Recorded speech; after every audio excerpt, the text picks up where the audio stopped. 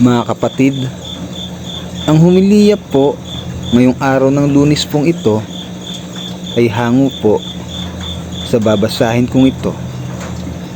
Lucas, Kapitulo 14, versikulo 12 hanggang 14.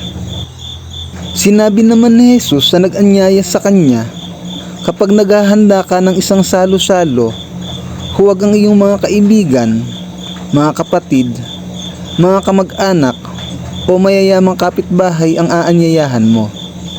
Dahil aanyayahan ka rin nila at masusuklian na ang iyong ginawa. Subalit kapag ikaw ay maghahanda, anyayahan mo ang mga mahihirap, mga lumpo, mga pilay at mga bulag.